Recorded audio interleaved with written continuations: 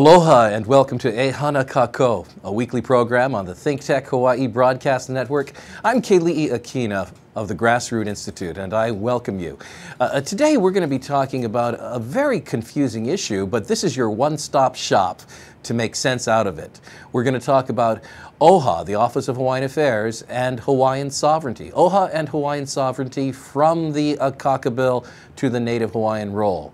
Now, you may be an expert in the issues that are related to this, or you may be new to this, and you may be from somewhere outside of Hawaii right now, because ThinkTech Hawaii broadcasts across the world. Well, our goal is that you'll come to a better understanding of what this important movement is here in the state of Hawaii and why it has an impact upon all of us in the United States and perhaps in the world. Today my guest is an expert in the field. She's a legal expert, a professor at San Diego University, or University of San Diego, and a commissioner on the U.S. Civil Rights Commission. She's here in her private capacity today and giving to us some expertise on these issues, which she has tracked for many, many years. I'd like to welcome to the program Gail Heriot. Gail, glad you're with us today. Thanks, Keli'i. Well, you have traveled quite a bit. You were teaching in Washington, D.C. for the last semester, and I think you've just trekked across the country and you're back in San Diego. Is that right? Back at home, and very happy to be back at home here in San Diego. Well, you know, I always think of Hawaii as your home because you have such expertise in some of our issues here, and you've been such a participant I so love the history of Hawaii. Oh, yes, indeed. In fact, you're one of the few whom I know who has read cover to cover the 4-volume History of Hawaii by Kuykendall. Congratulations to you. We also have on air with us today the policy director for the Grassroots Institute, a local girl who is in exile now, living in the Washington, D.C. area, where she's very useful to us, especially on issues that deal with the federal government. Malia Blom Hill. Malia, welcome to the program. Thank you. Well, I'm so glad you're here, and your weather is moving from treacherously cold now to unbearably hot and muggy. Is that right? Yes, and so very quickly, too, with no stops at Pleasant, really, in between. That's right. You get to experience the extremes that we don't have here in Hawaii, so we'll get you back someday soon. Well, today we are talking about one of our favorite subjects, and before I ask Gail to help define for us what the Akaka bill was all about, I'd like to share a few thoughts with our viewers. One of the most important things that we believe in the Grassroots Institute is that the Constitution of the United States and our Bill of Rights in particular provide a great framework, if not the greatest framework that the world knows, for ensuring the rights of individuals, life, liberty, and the pursuit of happiness. And whenever the Constitution gets tampered with, we end up hurting individuals in terms of their rights to life, liberty, and the pursuit of happiness. And that's unfortunately what has happened in the government-sponsored attempt to create a race-based Hawaiian nation. And what I really want to express is our heart-filled support of the Native Hawaiian people and just the greatest commitment to advancement of Native Hawaiians. I'm part Native Hawaiian, proud to be Native Hawaiian, but I'm also an American, and I believe that frame of reference in which I can be proud of both being an American and Hawaiian has helped me, has helped my family to get education, to grow as individuals, to have property, and so we're glad for that combination. With that said, we're not today in any way critical of any one people group or in any way wishing to take anything away from anyone. Instead, we want to take a look at what happens when government goes awry. And one more comment before we get started. We're talking about Hawaiian sovereignty today, and we need to keep in mind that there are two brands. One kind of Hawaiian sovereignty is a movement that is sponsored by the state through the Akaka bill in order to somehow define into existence a sovereign entity recognized by the United States. And we're going to talk mostly about that, which is different from another brand of Hawaiian sovereignty, which says, let's not have government at all involved in this. And that's outside of the Office of Hawaiian Affairs. Sometimes it becomes confusing as to which one we're talking about. And with that said, I'd like to go to Gail now, because this whole idea of the Office of Hawaiian Affairs and the sovereignty movement sponsored by the state begins with something called the Akaka Bill, and it changes form as time goes on to what we have ultimately today, the Native Hawaiian role. But we're going to begin with this first stage, the Akaka Bill. Gail, you've been studying and tracking this and have been an advocate for good constitutional understanding. How would you define what the Akaka Bill is and really what fundamentally is the problem with it? Well, the Akaka Bill is a very complex piece of legislation, or proposed legislation, that is. But to understand it, I think you have to go back a few steps. It was the direct outgrowth of a Supreme Court case in the year 2000, and that is Rice versus Cayetano. But to understand Rice versus Cayetano, you got to go back a little bit earlier as well. So let me go back. Let's go back to the 1970s rather than go back all the way to the Kingdom of Hawaii. But back in the 1970s, the state of Hawaii adopted a new constitution that established the Office of Hawaiian Affairs, and some of the revenue that is generated from what are called the ceded lands, a large tract of land in Hawaii that was ceded to the state of Hawaii by the United States government upon statehood. Previously, those lands had been owned by the Republic of Hawaii before annexation, and previous to the Republic of Hawaii, they had been royal lands during the Kingdom of Hawaii. And it's a very valuable tract of land, and it generates revenues from rents and things of that sort. Part of that money is used for various programs for Native Hawaiians. And the Office of Hawaiian Affairs, OHA, administers this. And originally, the board was elected only by Native Hawaiian voters. And that's the key here. That's what Rice versus Cayetano was about. Of course, the United States Constitution, Amendment 15, forbids any kind of race discrimination in voting, in elections. And the question was presented to the Supreme Court whether this method of voting was constitutional, and the court decided that it was not. Now, that's important because the court decided that Native Hawaiians were a race, so that this was race discrimination. And to me, that was not a very difficult conclusion for them to arrive at, but somehow it had escaped people prior to that decision in Rice versus Cayetano. But it brought up a new question.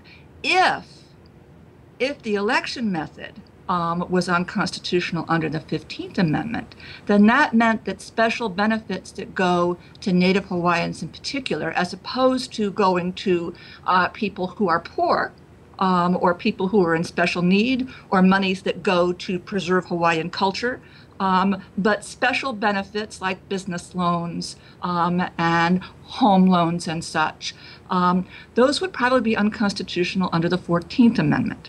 And its equal protection clause. Only in a case where there is a compelling purpose on the part of the government can state laws make distinctions based on race, on things like who gets the better loan or any other kind of benefit. And so at that point, people started thinking, well, given that Rice versus Cayetano went the way it did, that would mean in the future lawsuits would probably declare some of the benefits that the Office of Hawaiian Affairs dispenses, would declare those to be unconstitutional as well. And the only argument that one could make in the other direction would be if Native Hawaiians could be made to qualify as essentially an Indian tribe. And that's what the Akaka Bill is about. The Akaka Bill set up a framework under which the federal government would sponsor efforts to constitute Native Hawaiians as a tribe. The problem is Native Hawaiians are not a tribe as that term is understood in American law. That is, they are not a separate group that has had a long historical existence and a political framework that sets them apart from the mainstream. In Hawaii, Native Hawaiians have been part of the political mainstream always. The Kingdom of Hawaii was not simply a group of Native Hawaiians. It was a multiracial, multi-ethnic society that was governed by a king and later a queen. But Native Hawaiians were direct participants. They were part of the mainstream. They were the core of the mainstream. And as time went on through the Republic of Hawaii and into statehood, into first the territorial government and then into statehood, Native Hawaiians have always been part of the mainstream. In the 1950s, when Hawaii was made a state, there were inquiries made by members of Congress. Do we need to make special provisions for Native Hawaiians the way special provisions were made for Alaska Natives? And the response was, hey, this is Hawaii. This is the Aloha State, or we're going to be the Aloha State. We're the state where Native Hawaiians and other races get along and are all part of the same mainstream. And so turning around and saying, okay, from now on, we're going to have Native Hawaiians be a separate tribe. That's a really big step. Yes. And you know, Gail, I'm glad you bring this up because we often don't think very much or very long about this issue. It's very easy to try to compare the Native Hawaiians to Native American Indian tribes. But as you pointed out, there's a difference. Whereas Native American Indian tribes were existing forms of government and were actual groups that had been set apart as tribes, that clearly wasn't the case with Hawaiians. In fact, one of the most important Hawaiian values has always been inclusiveness. So from the time of the first king of the Hawaiian kingdom, Kamehameha, to the last monarch, Queen Liliuokalani, citizenship was never defined by race. It wasn't tribal. There were Caucasians, Japanese, Chinese, and others who were citizens of the land. Before we go back to you, Gail, I wanted to just ask Malia to weigh in on something. A lot of times people feel uncomfortable with the idea of any kind of special treatment or benefit going to the Native Hawaiians. And as Gail has pointed out, if this happens as a racial discrimination against others, that's unconstitutional. But the Statehood Act of 1959, which transferred the ceded lands from the federal government to the state of Hawaii, had a basic philosophy of helping Hawaiians by helping everybody, by stating certain purposes and the benefits that would accrue to all. Do you want to explain a little bit about that, Malia, in terms of the purposes of the ceded lands and how they would end up helping all people, including Native Hawaiians?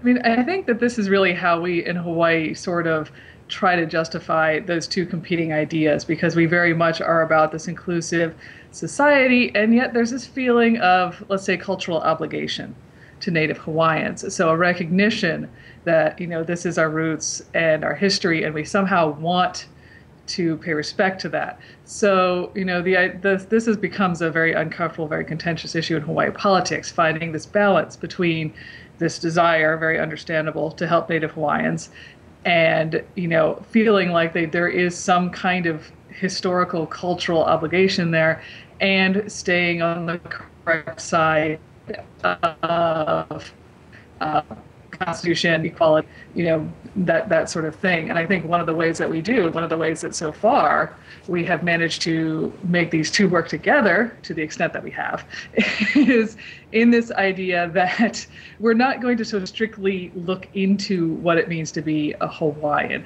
We're going to sort of say it's fuzzy. We're going to try to avoid putting blood quantum on it. And I think one of the reasons is just practical. Once you do that, you're definitely afoul of the 14th Amendment, so long as you say, we kind of, almost anyone who has a cultural claim can be Native Hawaiian or Hawaiian in a way, because that's the way that the kingdom was, so it sort of works, all right, okay, and this is just for the betterment of Hawaii in general, and we're going to celebrate the culture of Hawaii in general. Everyone contributed to the culture of Hawaii in general, and Native Hawaiian is sort of our dominant culture, is how we've managed to, again, so far, make this work together, make this work as a state.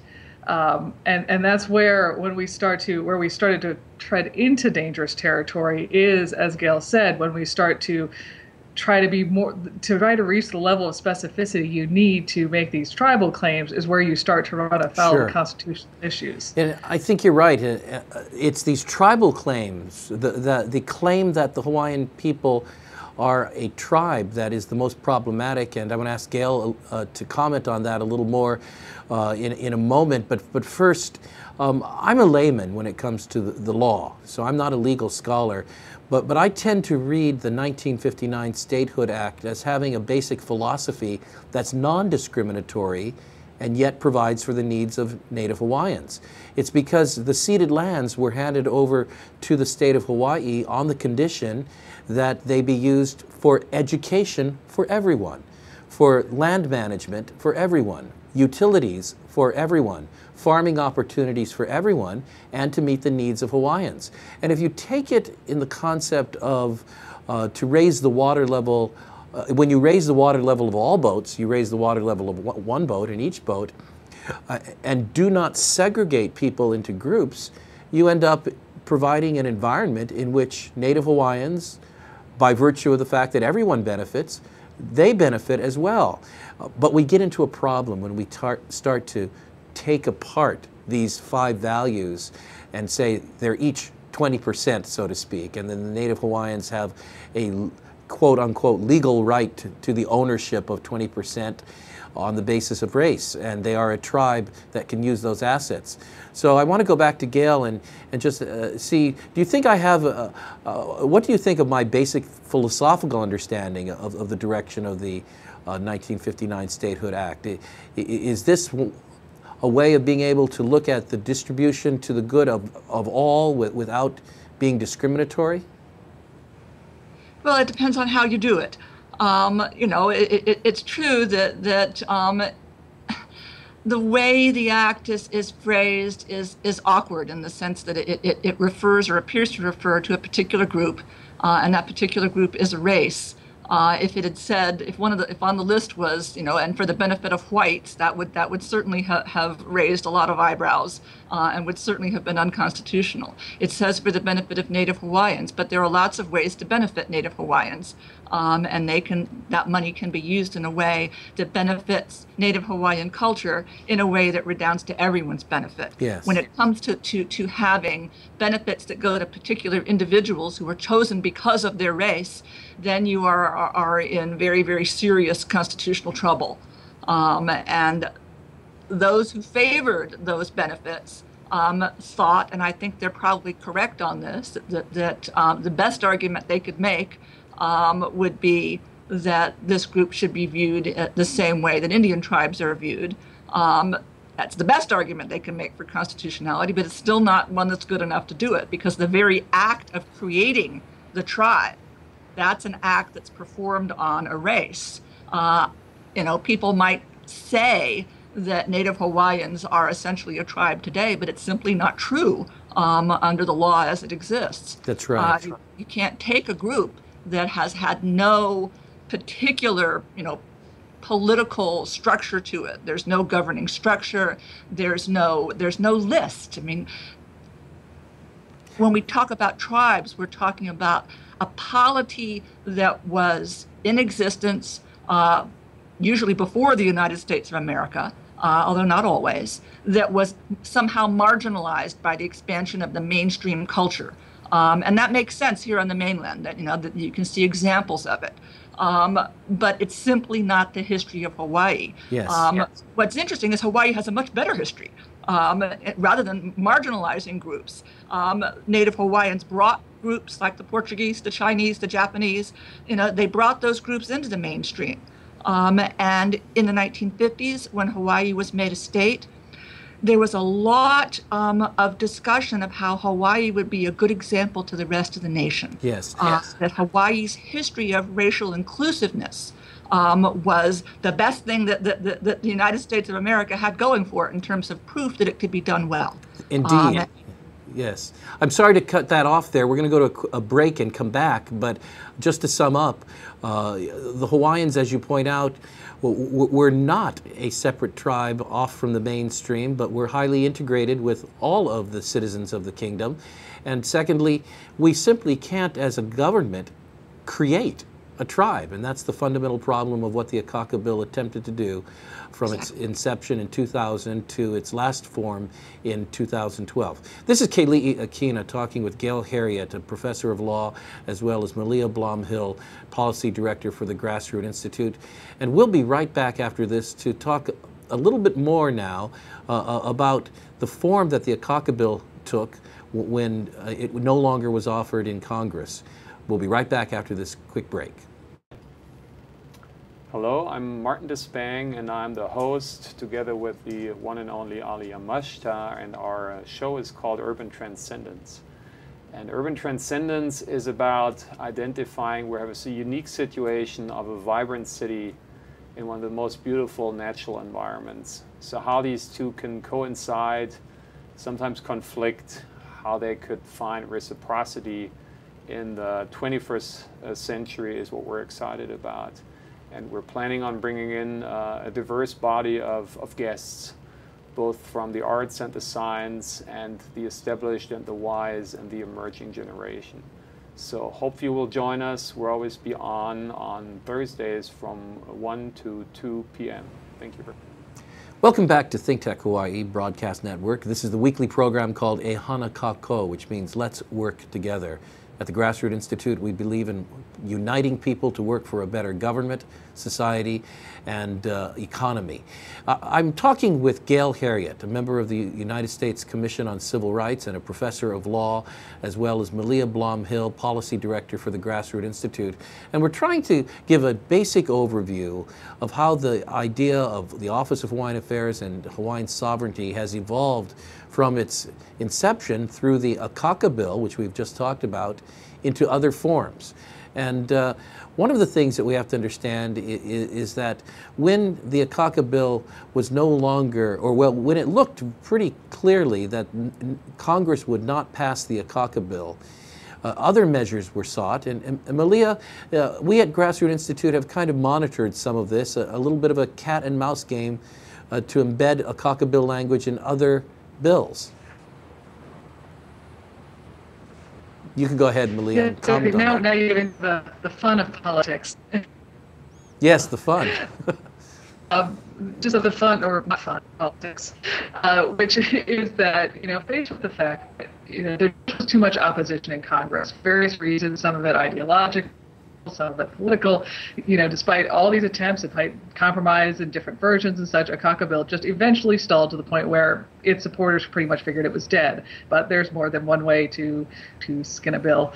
And so one of the things that they sought first was to try to insert the language in other legislation. This is something that happens a lot, but usually it's sort of bad cricket to put something this significant in another bill, so the hopes that it's overlooked. So it was put in an omnibus education bill, the language of the Akaka bill, an attempt to kind of slide it past everyone. And Grassroots and other groups noticed it, brought attention to it. That kind of thing. This has been a kind of, like you say, a cat and mouse game. And then it moved into a question of, can it be enacted by executive order? Because having decided that maybe the legislative process just isn't for us, supporters of the Akaka bill are still trying to find a way. It's very important. Eventually, someone will sue about these benefits, whether it's Homelands or OHA or something. Someone will sue eventually, or at least that's what the people who support the Akaka bill believe and are probably correct. And so in order to protect it, they have to find a way to redefine it. And so there was this attempt to make it to enact it by executive order. For the longest time they didn't have a sympathetic president, but President Obama was very sympathetic to the Akaka bill and its intent, and had even voiced it. So there was a hope that somehow they could have it sort of willed into being an Akaka tribe by the Department of Interior or by the president.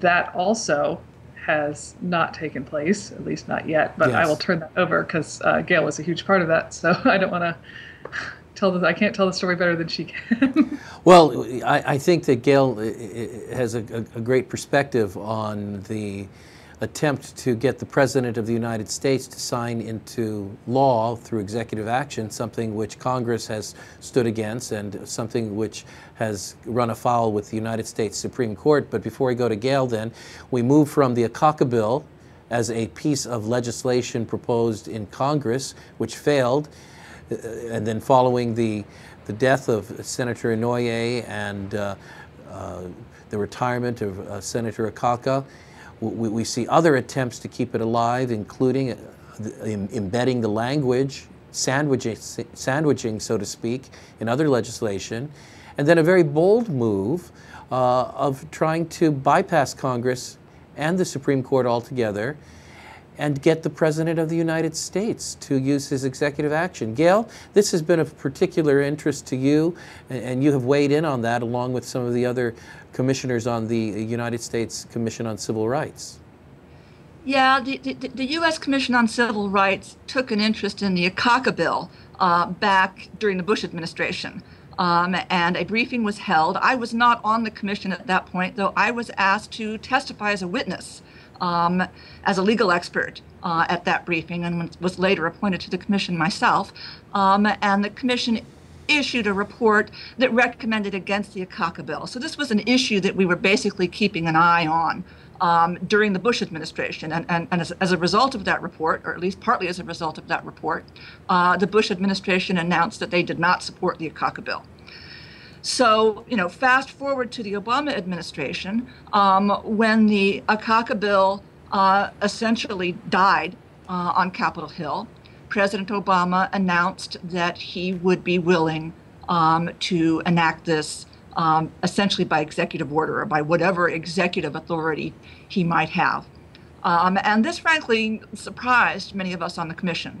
And 4 of the 8 members, and that would be Commissioner Kirsanow, Vice Chair Thernstrom, and Commissioner Gaziano, and me, sent a letter to the White House, to President Obama, protesting his threat to do this by executive action, and explaining why the entire enterprise was wrongheaded, as well as probably unconstitutional. And that was the last that we have heard in terms of threats to enact the Akaka bill, essentially, an Akaka bill-like executive order. So I think that the momentum was broken for that action at that point. And you can't be sure, though. It's entirely possible that next year the Obama administration will pick it up again. But at least for now, I think there's probably no activity going on in the executive branch. And instead, things move to the state of Hawaii. Well, in order for a president to be able to use his executive powers in a very controversial way, such as signing into law the Akaka bill content, there would probably need to be greater popularity and higher approval ratings than President Obama had through the Obamacare period. Maybe politically there was some dampening there, but in any case, we can't be sure that that's completely dead, and we'll keep monitoring that. But you move us now into a 4th instantiation. We move from a bill in Congress to sandwiching that bill in unrelated bills, then to an attempt to get the president to use his executive action to sign into law what the Akaka bill had failed to accomplish. Now there's a 4th, and that is the state of Hawaii. And that happened in the year 2011-12 legislative session, coming out in 2012 as Act 195 here in the state of Hawaii, that basically established a Native Hawaiian Roll Commission. And that Roll Commission was tasked with going out and enrolling Hawaiians, Native Hawaiians who have Hawaiian blood and who met certain criterion, such as being culturally connected. And this was called the Native Hawaiian Roll Commission, some commissioners who worked under the Office of Hawaiian Affairs. And Malia, that has been of great interest to us, this process which has now brought us today to the place where the Office of Hawaiian Affairs has declared that the role is complete enough for now for them to move forward and to hold an election of the for delegates to conduct a constitutional convention and establish a Native Hawaiian governing entity. What's going on here, Malia?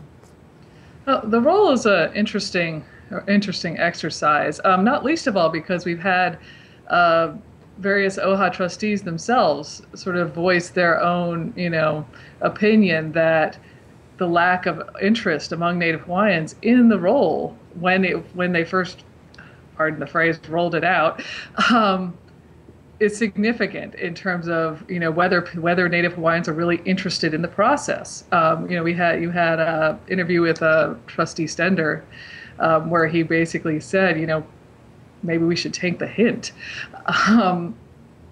So the Office of Hawaiian Affairs, they begin the Native Hawaiian role, and its intent is still vague. I mean, it's been vague, it remains vague, although it's very clearly nation building. They've stated that they intend to hold a sort of an election for a constitutional convention that will form a Native Hawaiian governing entity. But when they began their process, and they spent quite a bit of money publicizing it and trying to persuade Native Hawaiians to sign in onto the Native Hawaiian role, it again steered very carefully clear of making a specific statement, in terms of blood quantum or anything like that. It just had required you to attest to your significant ties to Native Hawaiian culture. It's a little bit of wiggle room. That's the wiggle room they gave themselves.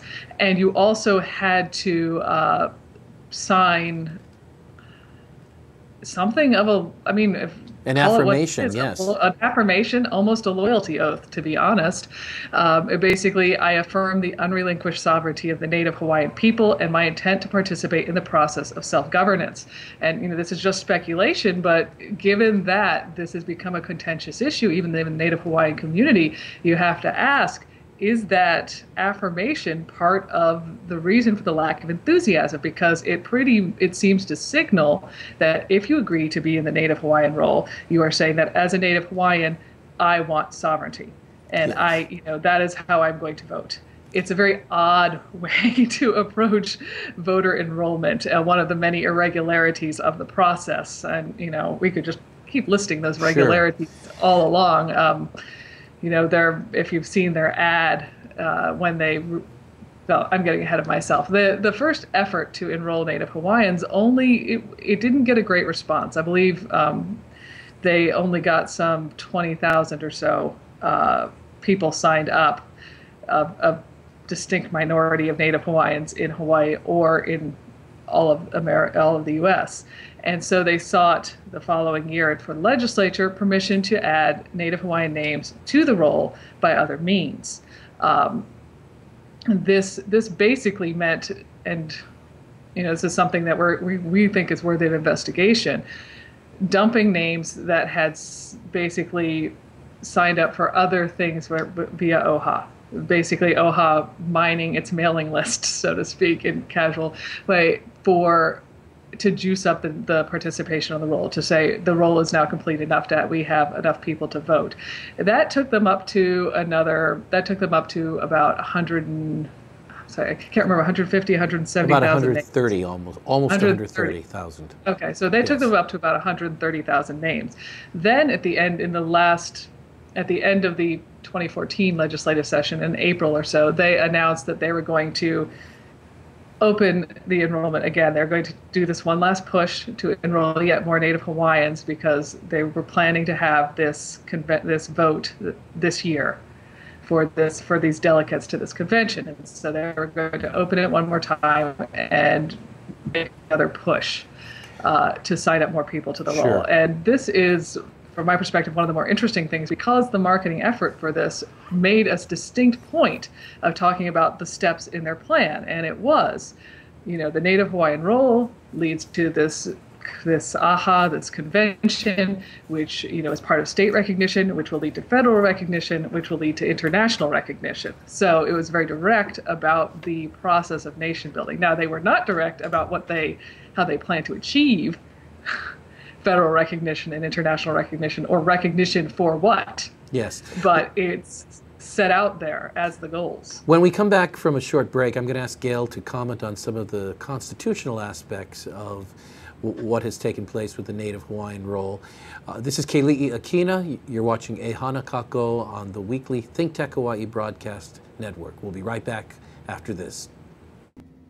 I'm Hong Jiang, host for Asia in Review on Tuesdays. And I'm David Day, host for Asian Review on Thursdays. Both of us broadcast our respective shows at 4 p.m.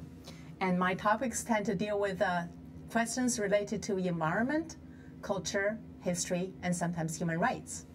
And my shows tend to be on international business, foreign policy, geopolitics, and national security. And you can watch our shows live on the ThinkTech website at thinktechhawaii.com. And you can also watch us on YouTube or Olalo. So come join us on Thursdays at 4 p.m. I'm David Day. And on Tuesdays at 4 p.m., I'm Hong Jiang. Aloha. Aloha. Welcome back to Ehana Kako on the ThinkTech Hawaii Broadcast Network. As you've been following along, we've been talking with Gail Heriot, a legal scholar, as well as Malia Blom Hill, our policy director at the Grassroots Institute, about the evolving Akaka bill efforts to create a Hawaiian sovereign nation that became sandwiched into other legislation, that eventually became an appeal to the president to use his executive action, and currently now is the focus of the actions of the Office of Hawaiian Affairs in carrying out a Native Hawaiian enrollment process. We're going to come back and talk a little bit about that now. Gail, this has not been a popular process. Native Hawaiians were estimated to be in the range of about 500,000 by the Office of Hawaiian Affairs when it launched this program. Their goal was to get 250,000 enrolled. In reality, they've gotten about 20,000 enrolled and had to dump close to 100,000 names from prior lists that had nothing to do with this, such as the Kau Inoa list, into the Native Hawaiian roll just to get up to the figure that they announced now of about 130,000. Thoughts on why it has been so unpopular here to sign up for this Native Hawaiian roll?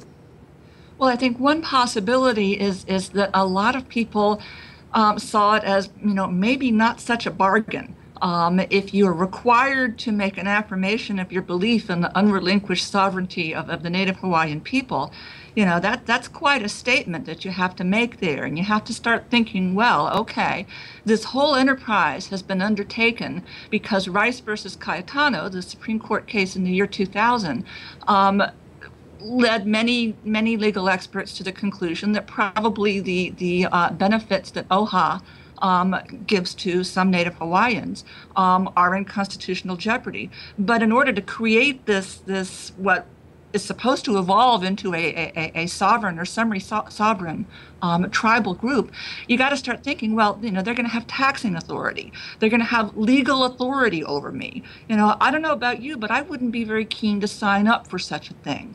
And yes. I think a lot of people looking at this thought, well, maybe I would prefer not to be part of this group because they're going to have a lot of power over me. Absolutely. In fact, in some ways, there could be a tribal board that comes between the individual and his Bill of Rights, especially if I, as a Hawaiian person, am now treated as belonging to a tribe with privileges or entitlements administered to me through a tribal board. Now, there's some other problems as well. The Office of Hawaiian Affairs recently announced that in 2014, it would take theory and make it reality, that there would be an election held, an election amongst voters who are members of the Native Hawaiian roll, so they have Hawaiian blood, and they've taken the political oath to affirm the unrelinquished sovereignty of the Hawaiian people. They would vote for delegates with Hawaiian blood, and they would establish a governing entity. Now, it has been the official position of the Office of Hawaiian Affairs through its Native Hawaiian roll is that the ruling of Rice v. Cayetano and the Supreme Court ruling of Rice v. Cayetano and the constitutional prohibition of a race-based election doesn't apply. In fact, one of their officials has announced that that applies only to federal elections. Gail, what's really going on here legally and constitutionally? I think that the problem here is that they're going to be running into the same issues that they were running into before. That a race-based election is a violation of the Constitution. And whether you call it a violation of the 14th Amendment, a violation of the 15th Amendment, it's still a violation of the Constitution. And so I believe that if this were brought in a federal court, that probably the election would be enjoined on that basis. Now, the chairman of the Native Hawaiian Roll, former Governor John Waihee III, is on record saying that that prohibition of a race-based election applies only to federal elections. You're a constitutional scholar. Even if that were true, the 14th Amendment still has an equal protection clause to it. All right. Currently in Guam, there is a similar issue that has been brewing. There are plans there to have a plebiscite that would only allow Chamorro voters to vote on whether or not they would like to seek independence from the United States. And currently that's in litigation. It seems to me that this would make an interesting companion litigation to that case. And that's currently before the Ninth Circuit Court of Appeals, is that right? I believe that's right, that it is in the Ninth Circuit right now and pending there.